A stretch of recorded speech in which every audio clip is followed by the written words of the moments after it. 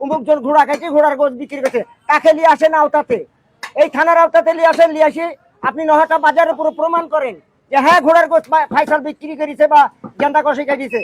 এর যত টাকা লাগবে সব জরিমানা দেবেন এবং আমাদেরকে যা শাস্তি দিবেন তাই আমরা নিতে প্রস্তুত আছি। রাজশাহী নওহাটা বাজারে গরুর মাংসের সঙ্গে ঘোড়ার মাংস মিশিয়ে বিক্রির অভিযোগের ভিত্তিতে নমুনা সংগ্রহ করেছেন উপজেলা নির্বাহী অফিসার। সামাজিক যোগাযোগ মাধ্যমে ছড়িয়ে পড়া একটি ভিডিওকে কেন্দ্র করে এ অভিযোগের সূত্রপাত।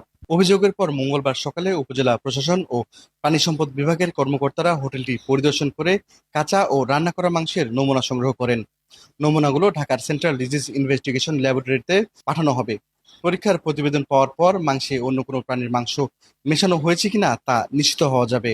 নওহাটাতে বিশেষত ফয়সাল হোটেলে এখানে কালাভুনা হিসাবে গরুর সাথে ঘোড়ার মাংস মিশ্রণ করে খাওয়ানো হচ্ছে, এরকম একটা অভিযোগের ভিত্তিতে আমরা আজকে তদন্ত করতে এসেছি। আমরা স্যাম্পল কালেকশন করেছি, আমাদের এই যে কুল বক্সে আমরা স্যাম্পল নিয়েছি এবং এটা আমরা আমাদের ঢাকাতে central disease investigation laboratory CDIL যেটা আছে ওখানে আমরা স্যাম্পলটা পাঠাবো যে আসলে এই মাংসগুলো ঘোড়ার মাংস কিনা বা এই মাংসের সাথে ঘোড়ার মাংসের কোনো মিশ্রণ আছে কিনা। ঘোড়ার মাংস থেকে একটি বিশেষ ধরনের এনজাইম এবং ঘোড়ার মাংসের কিছু বিশেষ বৈশিষ্ট্য আছে যেগুলো খালি চোখে ধরা না পড়লেও ল্যাব টেস্টে ধরা পড়ে। সো এটা কনফার্ম করার জন্যই আমরা এই স্যাম্পলগুলো নিয়েছি এবং এই অভিযোগের যদি সত্যতা প্রমাণিত হয় আমরা ব্যবস্থা নিব, আর যদি সত্যতা প্রমাণিত না হয় তবে অপপ্রচারের দায়ে সেটার ব্যবস্থাও আমাদের ইউনো মহোদয় আমাদেরকে আশ্বস্ত করেছেন। এদিকে অভিযোগকে সম্পূর্ণ মিথ্যা ও উদ্দেশ্য প্রণোদিত দাবি করেছেন হোটেলের মালিক ফয়সাল।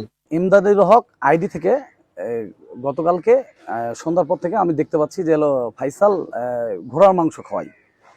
ঘোড়ার মাংস খাওয়াই, আপনি তো তাহলে মাংসটা দেখবেন, তারপর আমি কোথায় থেকে মাংস নিই আপনি যাচাই বাছাই করবেন, দিয়ে গেলে তো আপনি বলবেন নাকি।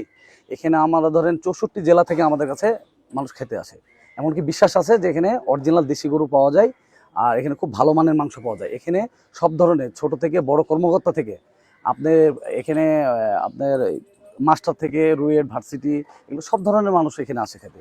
তার দাবি, ব্যবসার সুনাম নষ্ট করতেই সামাজিক যোগাযোগ মাধ্যমে অপপ্রচার চালানো হয়েছে।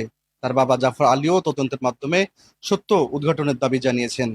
ডাক্তাররা এখান থেকে চেক করে তারপরে আমাদেরকে এখানে গরু কাটতে হয়। এবং দ্বিতীয় কথা হচ্ছে কি, এই বাজারটার পরে যদি আপনার ঘোড়া কাটি বা একটা বকরি কাটি এবং বাজারের পুরো মধ্যস্থল তো আমরা সেই জায়গাতে ব্যবসা করি, তাহলে তো লোকজন দেখতে পাবে যে কি কাটছে না কাটছে। আপনি সেই জিনিসটা যাচাই বাছাই করে প্রমাণ করবেন নহাটার বাজারে পুরে।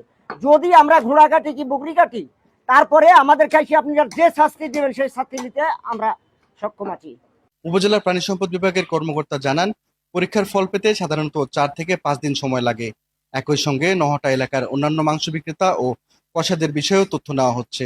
পবা থানায় এই ঘটনায় লিখিত অভিযোগও দিয়েছে ফয়সাল। পুলিশ জানিয়েছে অভিযোগটি তদন্ত করে দেখা হবে। এখন মাংসের নমুনা পরীক্ষার প্রতিবেদনই পরিষ্কার হবে অভিযোগের সত্যতা কতটা। মনিরুল ইসলাম, স্কাই বাংলা, রাজশাহী।